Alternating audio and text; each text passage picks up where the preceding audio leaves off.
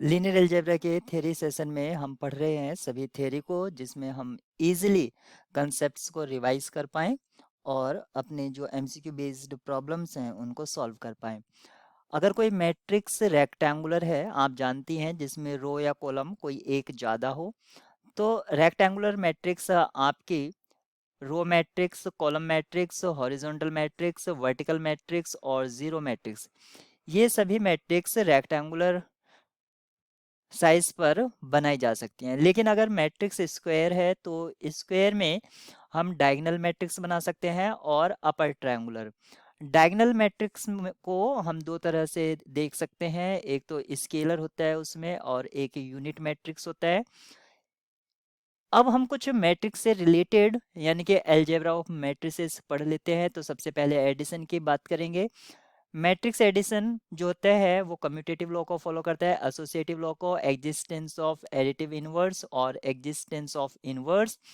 Properties of multi scalar multiplication क्या होता है, यहाँ पर अगर कोई स्केलर हम कंसिडर करते हैं जैसे कि के और दो मैट्रिसेस ए प्लस बी है, तो के जो है वो दोनों मैट्रिसेस पर डिस्ट्रीब्यूट हो जाएगा, यानी कि स्केलर डिस्ट्रीब्यूशन ओवर एडिशन। ऐसे ही अगर हम दो स्केलर, ऊपर वाले में हमने दो मैट्रिसेस लिए थे, यहाँ पर दो स्केलर ले रहे हैं और फिर मैट्रिक्स को अगर ऑपरेट करते हैं तो ये फिर से के ए प्लस एल ए टाइप से होगा। इसको बोलते हैं मैट्रिक्स एडिशन। ऊपर वाले में स्केलर डिस्ट्रीब्यूशन हो रहा था और यहाँ पर मैट्रिक्स डिस्ट्रीब्यूशन हो रहा है।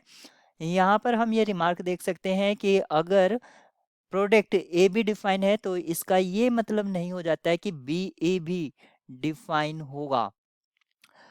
लेकिन अगर डायगोनल मैट्रिसेस हैं तो ए बी और बी ए सेम होता है, यानी कि multiplication of diagonal matrices of the same order will be commutative. Zero matrix, अगर कोई दो मैट्रिक्स का प्रोडक्ट जीरो मैट्रिक्स है तो ये जरूरी नहीं है कि दोनों ही मैट्रिक्स या दोनों में से एक मैट्रिक्स जीरो होगा। एग्जाम्पल के तौर पर आप यहाँ पर देख सकते हैं। कंपेरेबल मैट्रिसेस वो होते हैं जिसमें आपका रो और कॉलम सेम होता है। प्रोडक्ट ऑफ डायगोनल मैट्रिसेस वो डायगोनल होगा और कम्यूटेटिव होगा। अगर दो डायगोनल मैट्रिक्स का हम प्रोडक्ट देखते हैं तो वो डायगोनल होगा और कम्यूटेटिव होगा। ट्रेस ऑफ ए बी ये सेम होता है ट्रेस ऑफ बी ए के, अगर ए बी और बी ए डिफाइन है और इक्वल साइज के हैं। यहाँ पर कहा है row sum of matrices is S I, then row sum of A raise to the power K is S I raise to the power K. इससे रिलेटेड आप एक एमसीक्यूज को मैं कराऊंगा, उसको आप यहाँ पर देख सकते हैं। Properties of multiplication of matrices, तो मैट्रिक्स मल्टीप्लिकेशन जो होता है वो एसोसिएटिव होता है, डिस्ट्रीब्यूटिव होता है। Left distributive law over addition इस तरह से फॉलो होता है, यानी कि A B plus C equals to A B plus A C, और राइट डिस्ट्रीब्यूशन ओवर एडिशन इसको हम लिखेंगे A C plus B C.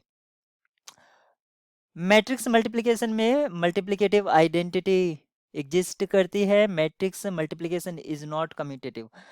Not commutative इसका मतलब हुआ A B is not same as B A, लेकिन कुछ केस में हो सकता है जब ए और बी आपके डायगोनल मैट्रिसेस हों, जैसा कि हमने पढ़ा था कि डायगोनल मैट्रिक्स का प्रोडक्ट किसी भी ऑर्डर में लीजिए वो डायगोनल होगा और कम्यूटेटिव होता है। ट्रांसपोज ऑफ मैट्रिसेस यहाँ पर दे रखा है कि ट्रांसपोज ऑफ ट्रांसपोज ए आता है। ट्रांस ए प्लस बी का जो ट्रांसपोज होता है वो A transpose plus B transpose, यानी कि आप कह सकते हैं ट्रांसपोज डिस्ट्रीब्यूट हो गया है। के ए ट्रांसपोज होता है के ए ट्रांसपोज, जहाँ के एनी कांस्टेंट है। प्रोडक्ट पर अगर ट्रांसपोज है तो वो रिवर्स ऑर्डर में आता है। Properties of conjugate matrices over addition, तो ए प्लस बी का जो कॉन्जुगेट होता है कॉन्जुगेट डिस्ट्रीब्यूट हो जाता है।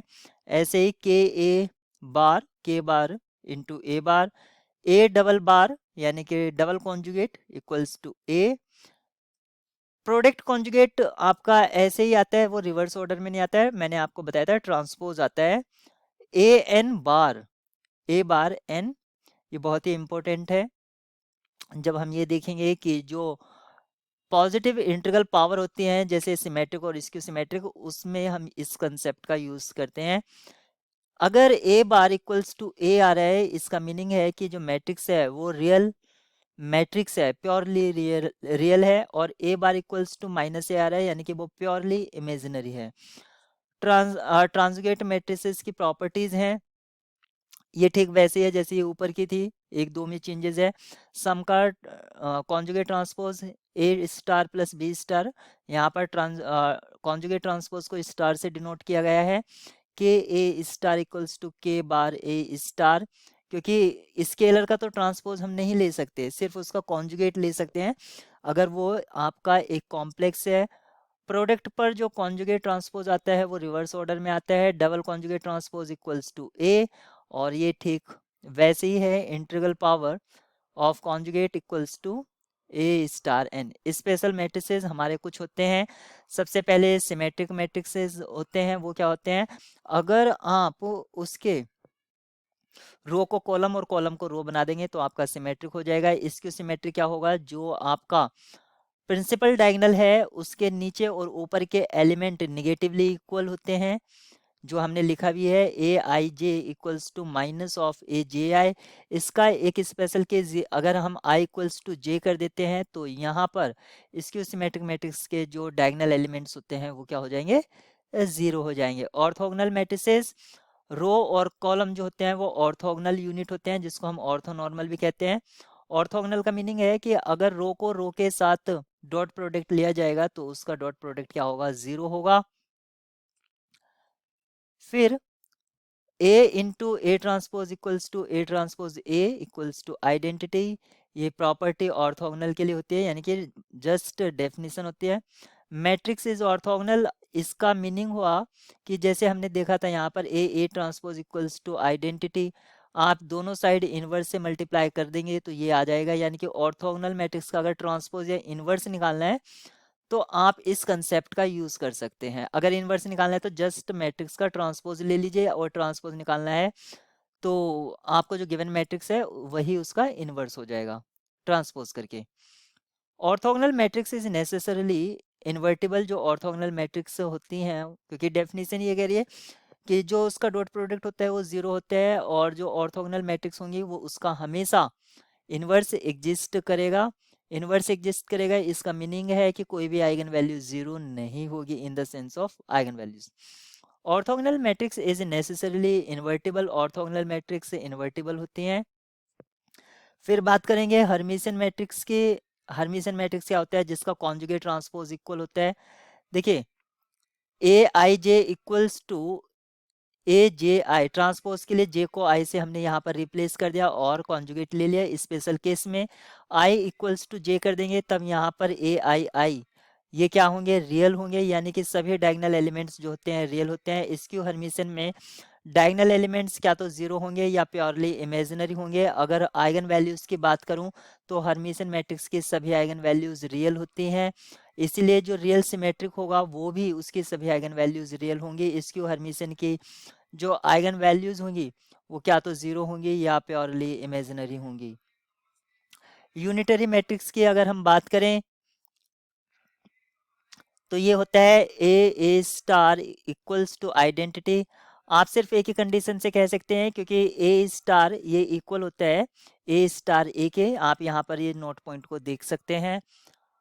फिर बात करेंगे पावर ऑफ मैट्रिक्स, और इससे हम दो तीन तरह की मैट्रिक्स को देखेंगे, जैसे कि यूनिटरी मैट्रिक्स हो गई, और सॉरी ए की पावर जीरो, इसको हम आइडेंटिटी कंसिडर करेंगे। ए स्क्वायर यानी कि A into A cube equals to A into A.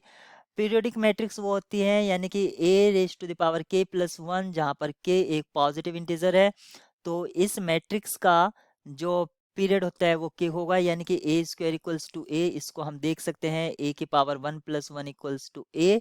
K का यहाँ पर वैल्यू वन हो गया है, यानी कि सभी आइडेम्पोर्टेंट जो मैट्रिक्स होती हैं वो पीरियोडिक होती है विद पीरियड वन। फिर इनवॉल्यूटरी मैट्रिसेस को हम यहाँ पर पढ़ेंगे, वो होती है ए स्क्वायर इक्वल्स टू आइडेंटिटी, यानी कि इन मैट्रिक्स, ये जो मैट्रिक्स होती हैं ये सेल्फ इनवर्स होती हैं। इनवॉल्यूटरी मैट्रिक्स जो होती हैं वो सेल्फ इनवर्स होती हैं, और ऑर्थोगोनल जो मैट्रिक्स होते हैं उसका ट्रांसपोज जो होता है वो इनवर्स के इक्वल होता है।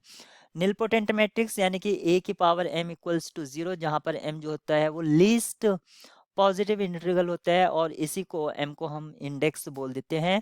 एंटी कम्यूटेटिव मैट्रिक्स ये होते हैं जो a b equals to minus B A, यानी कि अगर हम बात करें वर्ड्स में तो दो स्टेटमेंट को अगर चेंज कर देते हैं तो वो एक दूसरे के इफेक्ट को नेगलेक्ट कर देते हैं, यानी कि swapping the position of any two arguments negates the result. यहाँ पर ये लिखा भी है, sum of two upper triangular matrix जो होता है वो फिर से अपर ट्रायंगुलर होगा, ये स्टेटमेंट आपकी ट्रू है। ऐसे प्रोडक्ट ऑफ टू अपर या लोअर जो ट्रायंगुलर मैट्रिक्स होती है वो लोअर या अपर रेस्पेक्टिव होगी, ये भी आपका सही है। Product of upper triangular matrix is orthogonal, दो अपर ट्रायंगुलर मैट्रिक्स का या दो लोअर ट्रायंगुलर मैट्रिक्स का जो प्रोडक्ट होगा क्या वो डायगोनल होगा, ये स्टेटमेंट आपकी गलत है। हम हर एक मैट्रिक्स को लिख सकते हैं सम ऑफ सिमेट्रिक और स्क्यू सिमेट्रिक, जैसे कि आपने यहाँ पर देखा A equals to 1/2 A plus A transpose plus 1/2 A minus A transpose. यहाँ पर सिमेट्रिक और स्क्यू सिमेट्रिक की बात कर रहे हैं। आप किसी भी मैट्रिक्स को इस तरह भी लिख सकते हैं 1/2 A plus A star 1/2 A minus A star. यहाँ पर ये भी आपका सिमेट्रिक होता है और ये भी आप सॉरी ये आपका हर्मिशन होता है और ये भी हर्मिशन होता है, लेकिन जैसे ही हम किसी हर्मिशन मैट्रिक्स को आयोटा से मल्टीप्लाई करा देते हैं वो इसकी हर्मिशन में रिजोल्व हो जाता है। इनवॉल्यूटरी मैट्रिक्स यानी कि A square equals to identity होता है। इस मैट्रिक्स के लिए हम दूसरी डेफिनेशन ये भी कह सकते हैं, मैट्रिक्स ए इनवॉल्यूटरी होगा अगर सम और प्रोडक्ट सम और डिफरेंस इक्वल्स टू 0, यानी कि A plus iota A minus iota equals to 0। तो ये हमारा फर्स्ट सेशन था, आगे से हम दूसरा सेशन स्टार्ट करेंगे।